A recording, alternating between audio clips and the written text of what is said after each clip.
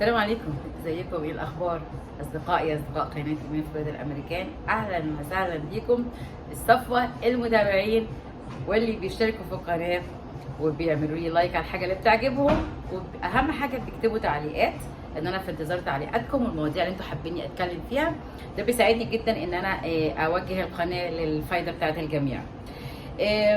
جه في بالي النهارده توبيك كده لايت شويه، ما هوش يعني دسم قوي، بس حقيقي مهم جدا ان انتوا تعرفوا المهن اللي موجوده في مصر ومش موجوده في امريكا. في شويه حاجات هتفاجئكم، لان دايما وانا بعرض لاي حاجه بروح حاطه تجربتي الشخصيه او الحاجات اللي انا شفتها بنفسي، مش الحاجات اللي هي طريقه كتابه الكتب يعني. ده احلى حاجه في الموضوع، لان انا بحب انقل لكم تجربه واقعيه حيه من ارض الواقع. ففي 9 مهن هقولها لكم موجوده في مصر ومش موجوده في امريكا، والمهنه ال10 هتستغربوا انها موجوده في امريكا. هي موجوده في مصر، هتستغربوا انها موجوده في امريكا. نبدا باول حاجه، وده اللي هو السبب اللي فكرني بالفكره دي كلها، ان انا كنت بتكلم مع ولادي على المسحراتي، فطبعا واضح ان هم مش عارفين اي حاجه يعني على مسحراتي خالص، لان ما جاتش فرصه. يعني عارفين انتوا حد عايش في امريكا مولود في امريكا وعايش في امريكا مش كل الحاجات فعلا بيعرفها غير ان احنا نقولها لهم. يعني مثلا ما جاش عمل فني او فيلم مثلا الموضوع اثير فيه، فبالتالي ما يعرفوش حاجه عن مسحراتي. فلقيت ان في اسئله وجوديه تقريبا مع تغيير الاجيال. لاحظوا ان انا كده مسافره عبر المكان والزمان، يعني حتى الاجيال الجديده اتغيرت برضو في مصر، فما بالك بقى انت سافرت عبر الزمان والمكان، فالجيل الجديد وفي مكان جديد.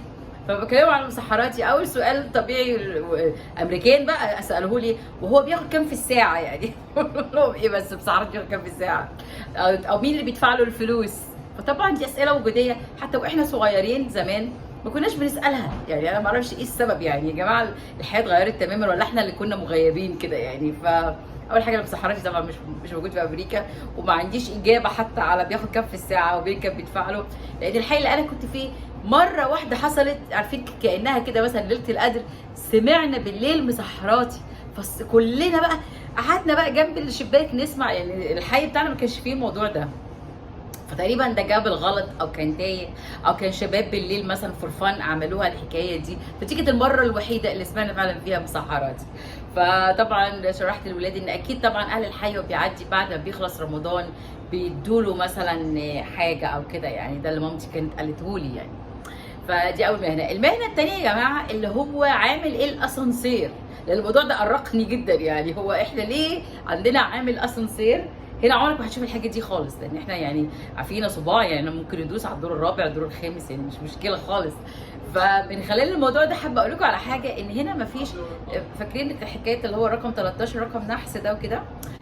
فالبيلدينجز هنا اللي انا لاحظته مفيش رقم 13، بيبقى الدور ال 12 وبعد كده او 12 بي او 12 A و12 بي او 14 A و14 بي، فده لما يبقى فيه الدور 13. طبعا دي حاجه غريبه جدا انها تكون موجوده في امريكا، واعتقد ان هي جايه من الثقافه الميدل ايسترن اللي جابها تقريبا اليهود هنا لامريكا، ده في اعتقادي. المهنه الثالثه مهنه التباع بتاع عربيه الميكروباص اللي بيقعد ينادي. طبعا احنا في اسكندريه الوضع مختلف شويه عن القاهره، ففي القاهره موجود اكتر الكلام ده، وحتى طبعا لان مفيش ميكروباص فمفيش طبعا سواق الميكروباص من الاصل يعني. مفيش سواق ميكروباص، ومفيش التباع اللي بينادي والعربيه فاضيه كلها ورا والكلام ده كله طبعا مش هتلاقيه موجود هنا خالص. المهنه الرابعه واللي كانت بتضايقني جدا وانا في مصر مش مفتقداها بصراحه هنا، اللي هو السايس اللي بيركب لك العربيه، وعجلك يمين كله يا مدام، وعجلك ورا مش عارف ايه شمال، وبوم ويلبسك في الرصيفه وفي العربيه اللي وراك، او معاه حاجه موسخه كده يوسخ لك بيها الازاز دي يعني. فحقيقي المهنه دي مش ظريفه وملهاش اي لازمه يعني، ما اعتقدش خالص. يعني تخيل زي تنزل مصر مثلا، انا بشتغل اصلا في مجال السيارات، فانا يعني هنزل حد هيقول لي عجلك يمين وعجلك شمال، يعني انا ممكن اركب 17 عربيه في 5 دقائق يعني. فملهاش لازمه خالص يعني. دي كده المهنه الرابعه.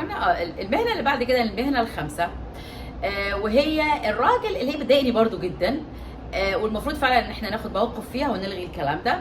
الناس اللي بتقعد قدام الباب التواليت الحريمي او الرجالي وتمسك نابكنز وتقول لك المناديل اهي، المناديل كده مش مفهومه، دي اللي بتاعت تنشيف ايد، دي المناديل الرقيقه دي مش بتاعت تنشيف الايد، ولا هي المفروض يكون التواليت جوه فيه نابكنز، ومش المفروض حد يلمسها اصلا للنظافه يعني، فاهميني؟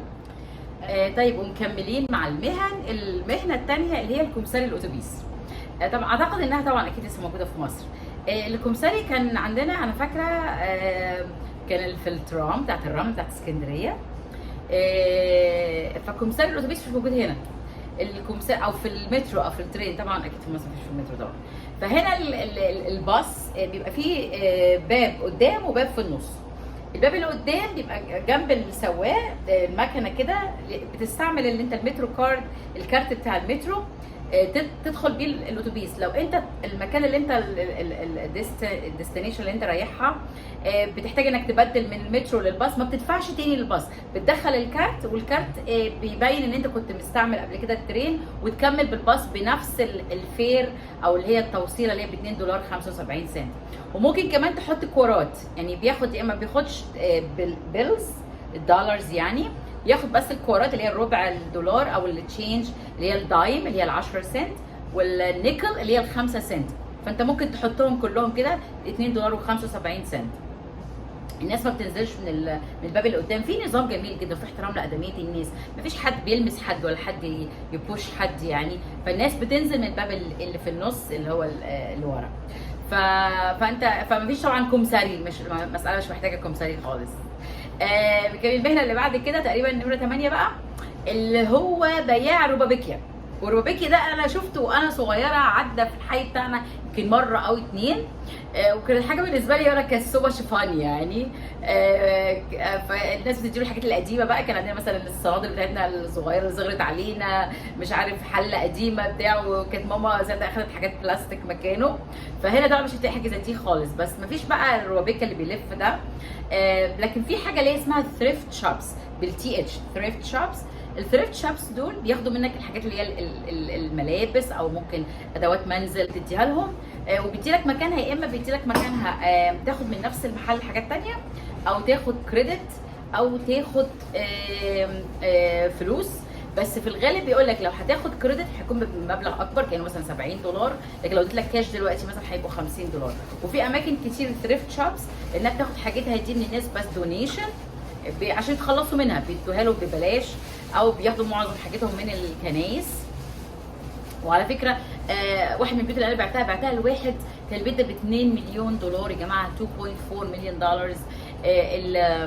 الراجل ده كان بيشتغل ايه، عنده 3 محل ثريفت شوبس، لان بيبيعوا الحاجات دي كلها بفلوس، فممكن معظم الحاجات بياخدوها ببلاش.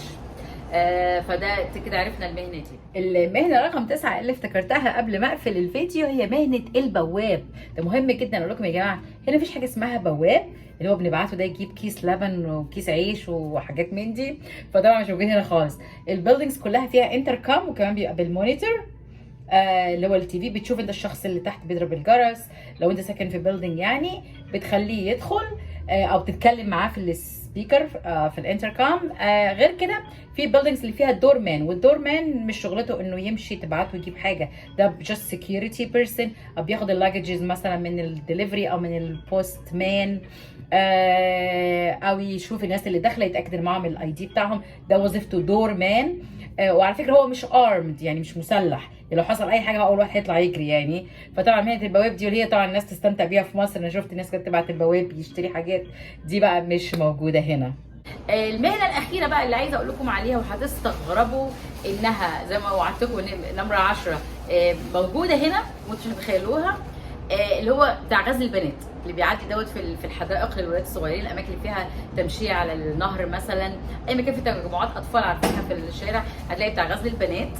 وحاجه تانية اللي هو بتاع عصير القصب، في اللي هي الفيستيفالز او اللي هي زي الستريت فير، بيفضوا الشارع مثلا، بيقفلوه من هنا ومن هنا، بيحطوا بقى مراجيح وبيحطوا العاب اللي زي مسدسات الميه مش عارف ايه، وحاجات مأكولات ومشروبات، بيبقى زي ايه اسمها ستريت فير او فيستيفال. في مكنه صغيره كده مش كبيره قوي يعني بتاعه اللي هي عصير القصب، فدي كانت موجوده وانا شربت عصير القصب كذا مره منها. فهنا موجود غزل البنات وعصير القصب هتلاقوه في اماكن معينه. اتمنى الفيديو ده يكون كان لطيف خفيف كده وعجبتكم الحاجات دي. لو عندكم اي اسئله اكتبوها لي، وما تنساش دعم القناه، اشتراك في القناه، لايك على الفيديو لو كان عجبك، واستنى المزيد. لسه ما كملناش ولايه وحكايه، مكملين في بقيه ولايات امريكا ان شاء الله. ابدا من حيث انتهى الاخرون، هتوفر وقت، توفر مجهود، وتوفر فلوس. نهاركم سعيد.